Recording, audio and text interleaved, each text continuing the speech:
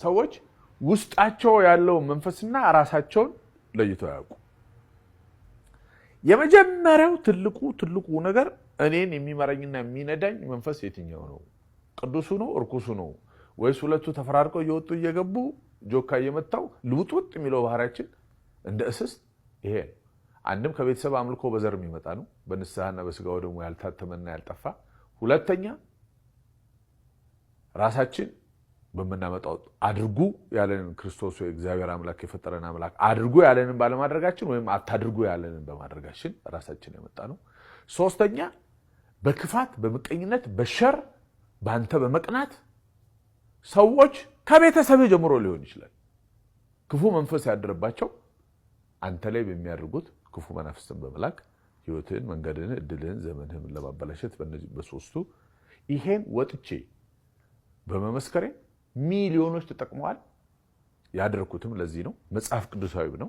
እግዚአብሔር ያደረገልህን ነገር መስክር ብሏል ጌታ ክርስቶስ። በነገራችን ላይ በተለይ እዚህኛ ሙያ ላይ ያለ የሙያ አጋሮቻችን በእንዲህ አይነት ጉዳይ ፐርሰናል የሆነ ለጸበልም ለሕክምናም በምትንቀሳቀስበት ቦታ መቀረጽ እያመማችሁ የሞቱ ሁሉ ሰምተናል።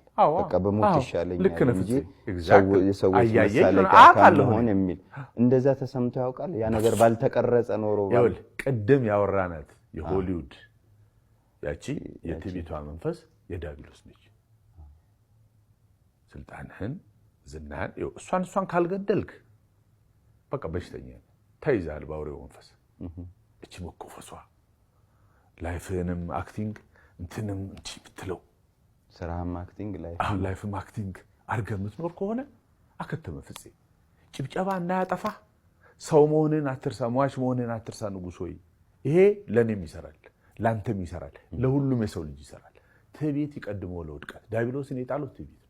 ስለዚህ አብዛኞቹ እኔ ከ1000 ሰው በላይ መምህር ሄኖክ መምህር ግርማ ጋር እነዚህ ጸጋ እግዚአብሔር የሰጣቸው በራሳቸው ኃይል አይደለም፣ እግዚአብሔር በሰጣቸው ጸጋ ማት ቅዱሳን አባቶች አሉ በየገዳሙ በየቤተ ክርስቲያኑ። ይሄ በቪዲዮ ስለወጣ ምናምን እሳቸው ጋር ሲሄድ በድብቅ አረደስ ካሜራ ላይ ሳንወጣ በስውር እንዲሸኙልን ጋንጩሩ ነው ማለት ይኸውልህ ክርስቶስ በምድር ላይ ባለ በ33 ዓመት ከ3 ወር በሚመላለስበት ጊዜ ከፈወሰ በኋላ የፈወሰውን ሰውዬ ሂድና መስክር። እግዚአብሔር ማዳን መመስከር ተገቢ ስለሆነ እንደገና ደግሞ ካንተ ህይወት ሌሎች ይማራሉ። መስጠት ማለትም አንዱም ይሄ ነው። ባይዘው ቤት ውስጥ ያለውን የአምልኮ ነገር አሁን ማን ነው ስለ ቤተሰቡ እንደዚህ አድርጎ የሚያወራ? እኔ ለምንድን ነው እግዚአብሔርን አመልካለሁ። ቤቴ ላይ የዛሬ 25-30 ዓመት በፊት ነው እኔና ቤቴ እግዚአብሔርን እናመልካለን። አታውቅም፣ ልጆች አያውቁም። አሁን ወላጆቻቸውና አያት ቅድመ አያቶቻቸው ምን አይነት አምልኮ በስውር እንደሚያደርጉ፣ የትኛው ደብተራ ጋንጩር ጋር እንደሚሄዱ፣ የትኛው ጨሌ ምናምን ዛር መንፈስ እንዳለባቸው ማንም አያውቅ። አብሮ ይወለዳል። መንገድን፣ ህይወትን፣ እድልን፣ ዘመንን ሁሉ ይጋርዶ ያቆምላል።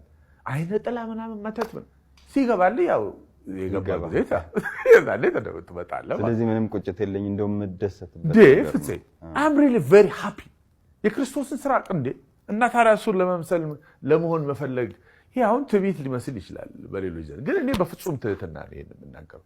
እኔ ወደ አምላኬ እሱም ስላለ እኔን ሆኖ እኔን ምሰሉ ስላለ ወደ እሱ መሆን ማደግ ብቻ ነው በዓለም ላይ በህይወቴ መደሰትበት ነገር። ያንንም ስመሰክር ደግሞ I'm very proud የክርስቶስን ስራ።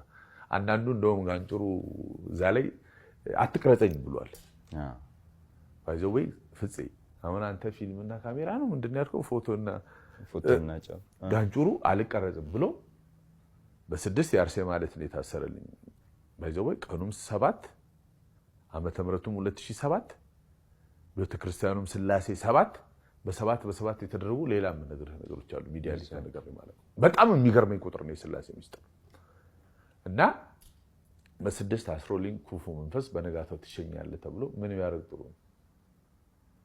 ልክ ተጠርቶ ከህዝቡ መሃል ሲሄድ እንደዚህ ብሎ ካሜራው ሊንደው ማለት ነው ከትራይፖዱ ላይ ደግሞ ትልቅ እንዴት እንደያዙኝ አስተናጋጆቹ አጠይቅ።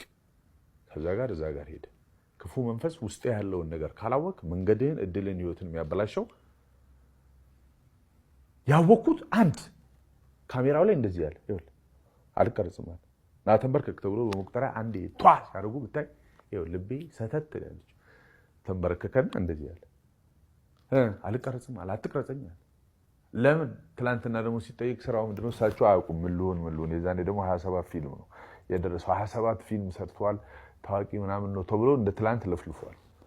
ከዛ በኋላ አልቀረጽም ሲል እሳቸው ደግሞ ተጫዋች ናቸው መምህር ባይዘው እንዴ ፊልም ሰሪ ነኝ አላለም እንዴ አላልክም እንዴ ትላንት እንዴ ዛሬ አልቀረጽም ትላለህ ይላል። ያ ሌላ ሌላ አላቸው።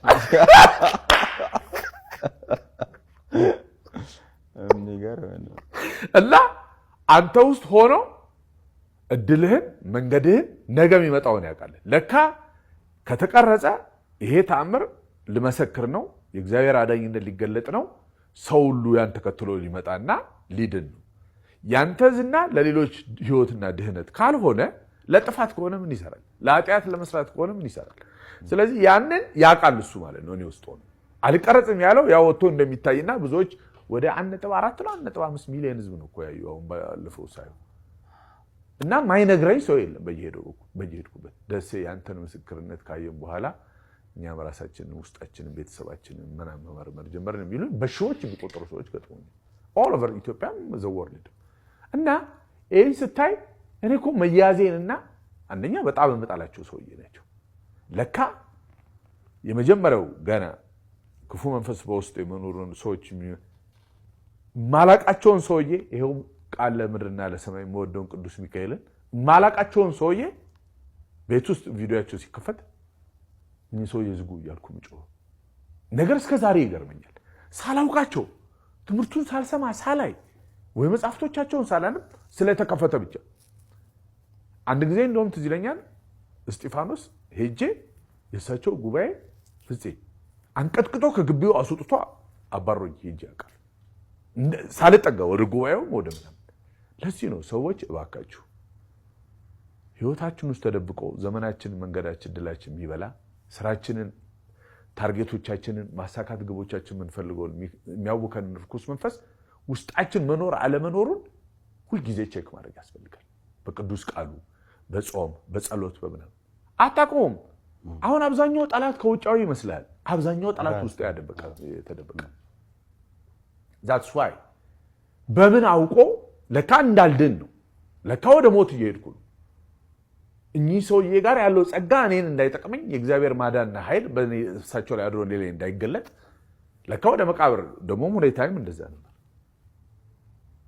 this አሁን ለሰዎች ለወጣቶችም ለሌሎችም መናገር የምፈልገው እባካችሁ አብዛኛው ጠላታችን አውሬ ዳቢሎስ ውስጣችን ሆኖ ነው መንገዳችን እድላችን ዘመናችን ስራዎቻችን እንዳይከናወኑልን ማአት ዳር የሚበጠበጠው ጤናን የምታጣው ስኬት የሚርቅ ማአት ነገር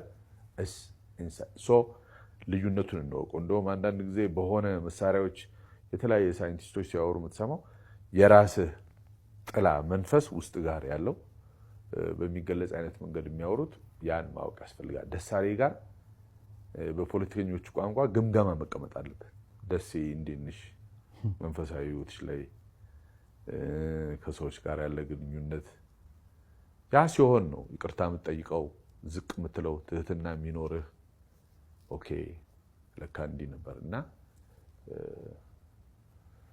ይሄን ይመስላል ወንድም አለም።